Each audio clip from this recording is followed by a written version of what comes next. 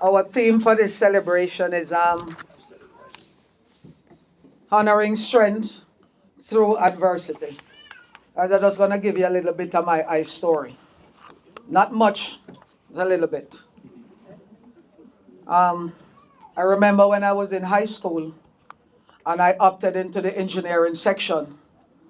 And the teacher, I didn't know, at first when you're in first form, you do home economics and dressmaking and all of that. My mom was a seamstress, so I could sew.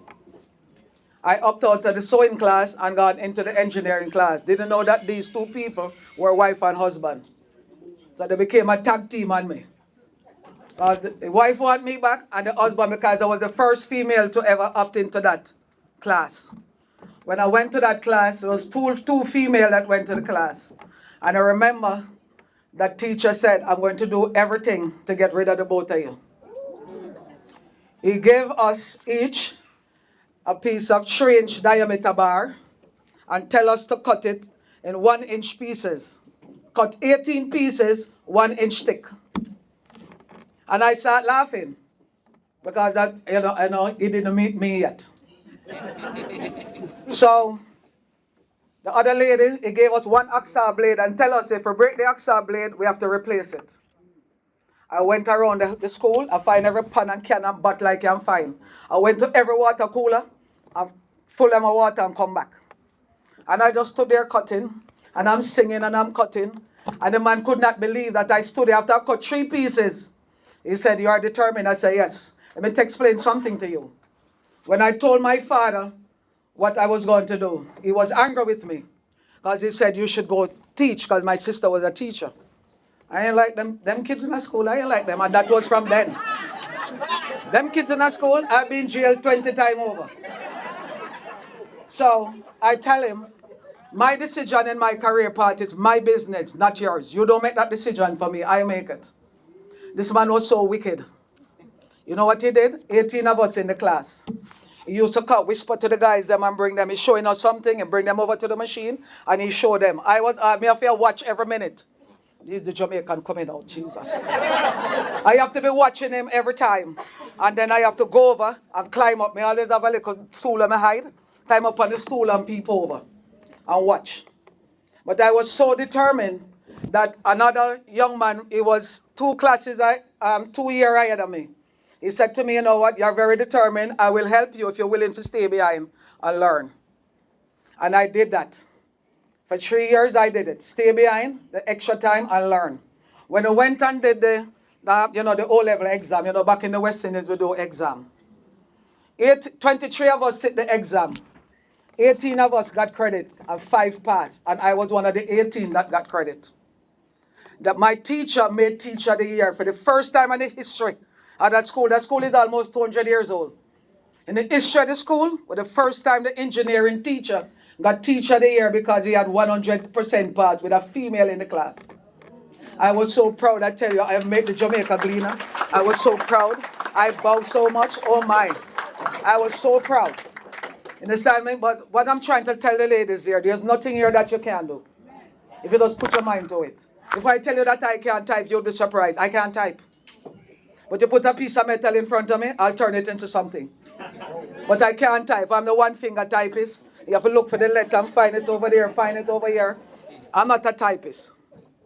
And the thing is that I was always one of the strongest person and the boldest of my family. So I prolong and I endure the class. I endure all the abuse from the teachers. And I pass the class. So ladies, you can do it. And men, let me explain something to you. You see, we women, let me explain something to you. We can multitask. You see how much career thing Lisa have? I couldn't even read all of them. She have so much things I can't read them. We can wash, cook, clean, and we still answer the phone, and we still take care of something else. All of us women, we are debaters. We are arbitrators. Because we have to arbitrate the fight with the kids. We have to take care of them. We can do everything. So guys, let me tell you something. No matter what you say or do, we're plenty times smarter than you. We're so smart. We can do everything. It's only one of us, and we clean the house, we wash, we iron, we clean the house, we close downstairs and wash, we upstairs and clean the pot and the fire cook, and we do something else. Still a talk on the phone. You understand me? Believe it, see me being a vice president, it's a hard job. My husband I only cook one time for the week. He's lucky if him see me when I come in the evening, because we don't have no time, because when you go home, we have to go home and do this other work. And you men are so evil sometimes. You know want 3-piece meal, you know want rice and peas and oxtail and all the trimmings. When you know, we're tired. We are tired and we can't do that, but guess what? I'm from Jamaica. We are taught from a small, when you come home, you have cooked the food from in the morning before you leave, so when you come home, you can finish it. We have to think smart, because we want the marriage work. You understand me? We have to train you for eat home, so you don't start go out the street for you have to look for you with a sledgehammer. Excuse me. Don't listen to me, guys. But anyway, let me just tell you a little bit about Women's History Celebration. It started in Santa Rosa, California. The Education Task Force of Sonoma County Commission on the State of Women planned and executed a Women's History Week celebrated in 1978. In 1981, Congress authorized and requested the President to proclaim the week beginning March 7 as Women's History Week. Throughout the next 5 years, the joint resolution petitioned by the National Women's History by the National Women's History Project and Congress passed additional resolution to proclaim the month of March Women's History Month.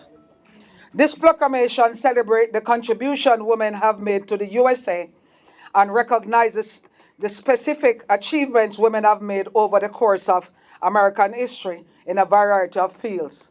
You see, we have a woman VP now. Watch it, men, we're coming. Soon we're going to have a woman president, a local 100. We're coming in, we're coming. We're coming, guys. We are coming. Now let me introduce. Huh? You soon retire, Tony, so I'll run when you retire. I'll run then soon. I'll run when you retire. Let me introduce the next person that is coming up. Sharice, I am pleased to introduce our political director, Sharice Debois, who will in turn introduce our keynote speaker tonight.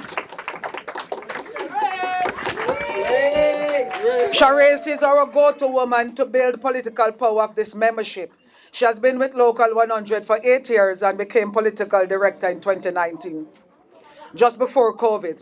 It's hard to lobby when you can't shake hands, but that didn't stop Sharice.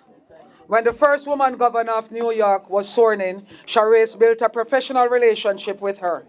And the governor signed into law a landmark bill to benefit transit workers who were exposed to diesel fumes. Just last week, governor was at the union last week. If some of you missed her, she was here. The governor was here last week. Jesus. And that is just a testament of Sharice. What she can do. She get the governor to come here. For the first time, we get a governor up in here. She has also built a working relationship with our new mayor, Eric Adams. The first time in 30 years, we have a true friend in City Hall. She also has a political shop herself, winning elections in Harlem as a district leader and a judicial delegate. She also serves on the county committee as well. She is well liked across the political spectrum in New York, in Albany, and in Washington.